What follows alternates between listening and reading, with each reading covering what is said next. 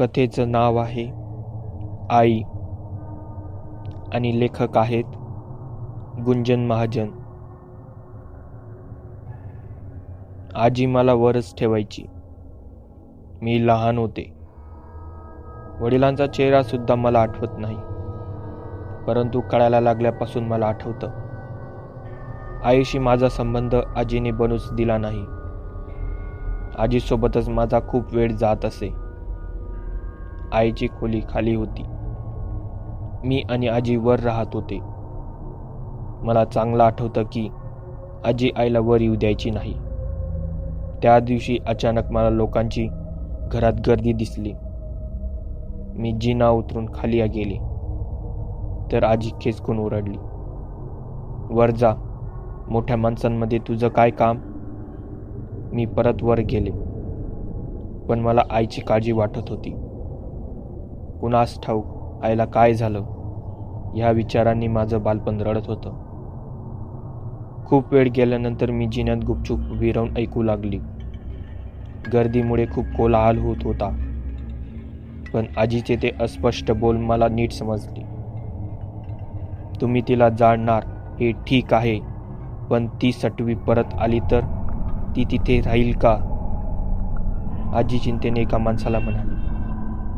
मी रडायला लागले हे आजीला समजलं. तसं ती वर आली आणि म्हणाली, काही नाही टीना, तुझी आई देवाघरी गेली, तिला नेताय. मग मला आजीने वरच्या खोलीत बंद केले आणि परत ती खाली गेली. त्या रात्री मी एकटीच रडत झोपले होते. केव्हा तरी उशिरा आजी आल्याची चाहूल मला लागली आणि मग मी झोपली असेल. पुढचं मला त्या दिवसाचं आठवत नाही. आजीने आता आईच्या खोलीला खूप मोठे कुलूप लावले होते. मी विचारलं आजीला की इतकं मोठं कुलूप का? मी काही चुकीचं विचारलं का? नाही. तरी आजीने मला रागवलं. ती म्हटली की तुला कसल्या चौकशा हव्यात इतक्या? जा वर. मी गपगुमान वर गेली. माझी एक मैत्रीण होती किशी. आम्ही वेळ भेटला की खेळत असू. एकदा खेळताना ती म्हणाली की तिच्या आत्याला एका खोलीत डांबून ठेवलंय, कारण तिच्या डोक्यावर परिणाम झालाय म्हणे. दिवसभर ती खिडकीतून बाहेर खेळणाऱ्या मुलींकडे बघत त्यांना बोलवते, पण ज्यांना माहीत आहे ते सहसा तिच्याकडे जात नाही. एकदा कोणी पाहुणी मुलगी घरी आली होती. तिला नव्हतं माहीत आणि बिचारी गेली किशीच्या आत्याकडे. खूप किंचाड्या ऐकू आल्या. तेव्हा सगळे जमले. बघितलं तेव्हा समजलं की त्या वेडसरबाईने त्या मुलीचे कान ओरबाडून फाडले होते आणि चेहऱ्यावर खूप जखमा केल्या होत्या. त्या दिवशी मी घरी आली तेव्हा आईच्या कुलूपबंद खोलीकडे एकटक बघत उभी राहिली होती. मला वाटलं की किशीच्या आत्याप्रमाणे माझ्या आईला पण बंद केलं असेल. काही असो, ती माझी आई होती आणि मला एकदा तरी तिच्या कुशीत झोपायचं होतं. डोळ्यात पाणी आलं, पण स्वतःला सावरून मी वर गेले. आईच्या खोलीला कुलूप बंद करायला आता 15 दिवस झाले होते.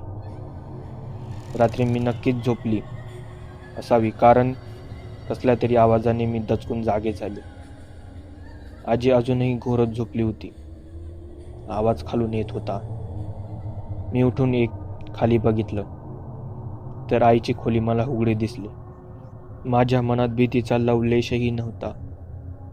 मी जिना उतरून थोडं खाली गेली तेव्हा माझ्या कानावर अस्पष्ट शब्द ऐकू आले, टीना, बेटा ये ना. मी बघ एकटे वाट बघते तुझी. आवाज आईचाच होता, पण खूप बारीक होता. सोबतीला आईच्या हातातील बांगड्यांचीही किणकिण ऐकू येत होती. मी वर गेले आणि आजीला उठवलं. आजी उठ ना, बघ आई मला आवाज देते. चल आपण तिला भेटू, चल ना. आईचं नाव ऐकून आजीचा चेहरा इतका पांढरा फटक का पडला. क्षणभर आजीने कपाळावरील घाम पुसला आणि मोठ्याने धापा टाकत ती म्हणाली, झोप तू, काही नाही, स्वप्न पडलं असेल तुला. असं म्हणून आजी पण झोपली. मी तेव्हाच ठरवलं जर पुन्हा मला आईने हाक दिली तर आजीला न सांगता आईला भेटायला जायचं. दुसऱ्या दिवशी मी आजीसोबत देवळात गेले. आजी रोज सकाळ संध्याकाळ देवळात जात असे आणि खूप वेळ बसत. मला तिथे बिलकुल करमायचं नाही, म्हणून मी किशीकडे गेले खेळण्यासाठी. त्या दिवशी पण तसंच झालं. आजी देवळात होती आणि मी व किशी तिच्या घराच्या अंगणात खेळत होतो. तेव्हा काही काम असल्याने तिच्या आईने तिला घरी बोलवलं. मी एकटी पडले. आता मला परत देवळात जाऊन आजीसोबत बसण्यास बिलकुल रस नव्हता. घराची चावी माझ्याकडे पण होती. मग घरीच जाऊन बसावा असा विचार करून मी घरी निघाले. मी वर जाणार तोच मला आईच्या खोलीचा दरवाजा उघडा दिसला. माझं मन आईसाठी कासावीस झालं होतं. मी दाराजवळ गेले, पण अचानक मला खूप गुंगी यायला लागली. डोळ्यांची झापड पण बंद झाली. असं वाटलं की डोळ्यावर वजन पण ठेवलंय. डोळे बंद असले तरी मला तो वास जाणवला. हो, आई मोगऱ्याचंच अत्तर लावायची, तोच वास. मी खूप कष्टाने डोळे किंचित उघडले तेव्हा मला खोलीतील सामान दिसलं.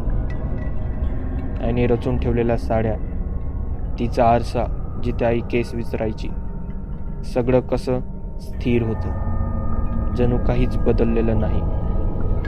हळूच माझ्या हाताला रेशमी कापडाचा स्पर्श झाला.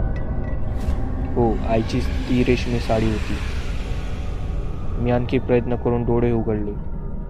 तसं मला कोणीतरी बाजूला उभं आहे असं दिसलं. अचानक दार उघडायचा आवाज आला आणि माझी तंद्री भंगली.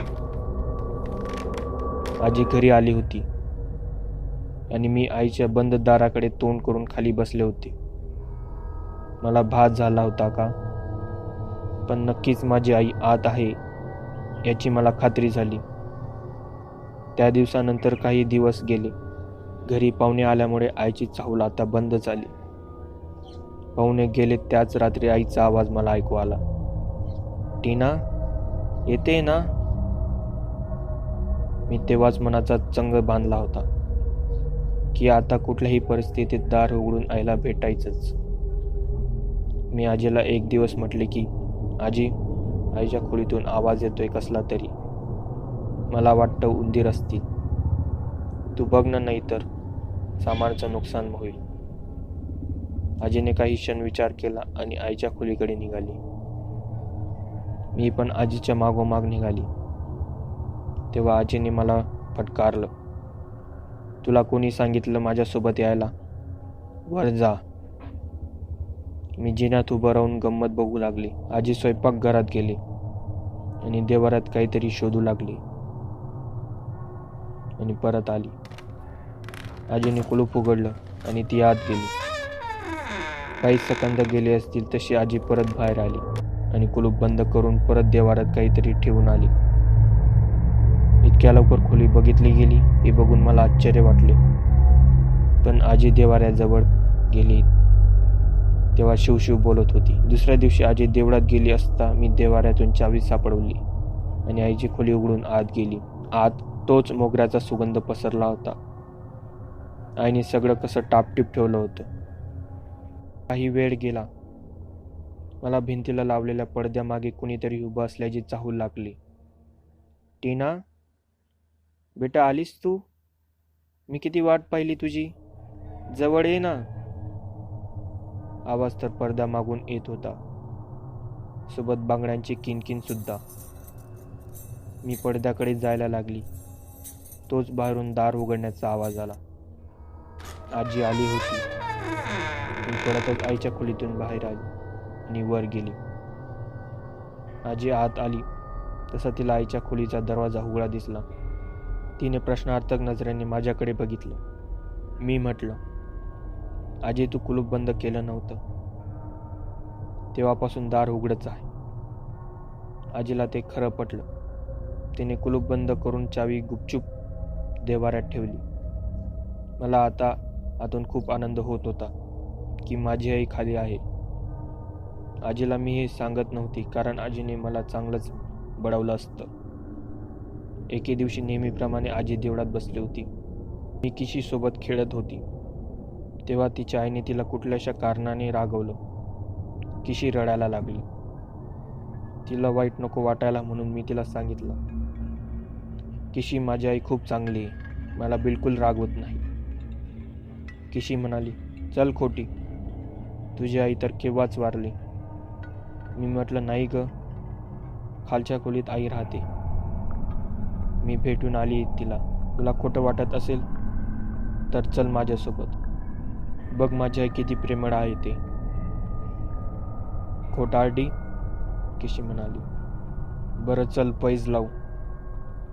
आई भेटली तर तू माझं सगळं ऐकणार, आणि जर नाही भेटली तर मी तुझं ऐकेल. या अटीवर किशी तयार झाली. मग मी आणि किशी माझ्या घरात गेलो. मी चावी आणली. आजीने चावी त्याच ठिकाणी लपवली होती. मी दार उघडलं तसं किशी म्हणाली, शी बाई, इतक्या घाण ठिकाणी कोणी राहतं का?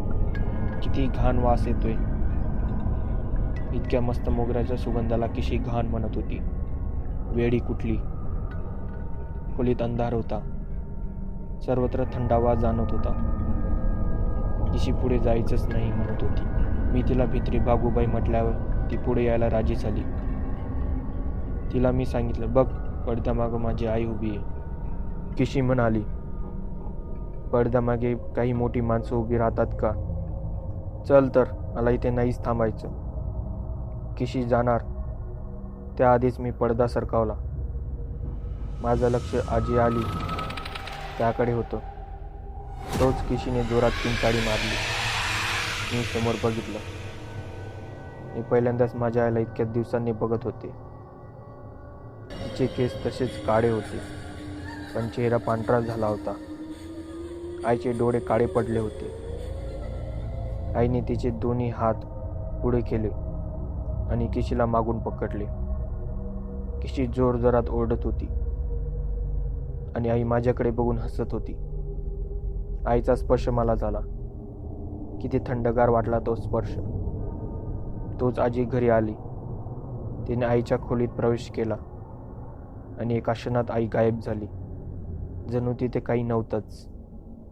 वातावरण इतकं बदललं की काही मिनिटापूर्वी नीटनेटकी वाटणारी ती खोली आता अडगळीने भरलेली दिसू लागली. जागोजागी कोळीष्टके लागले होते. किशी ओढून जो निघाली ती रडतच घराच्या बाहेर गेली. आजी मला खूप ओरडली. आजीने मला बाहेर काढलं आणि खोली कुलूप बंद करून त्याची चावी तिने स्वतःच्याच पाकिटात टाकली. त्या दिवसापासून किशी कधीच माझ्याशी बोलली नाही. मला आजीचं वाक्य आठवलं, तिला जाळलं तरी ती परत आली तर माझी आई परत आली होती. मला खात्री झाली की माझी आई अजूनही आहे आणि परत संधी मिळाली तर नक्कीच मी माझ्या आईला पुन्हा भेटेल.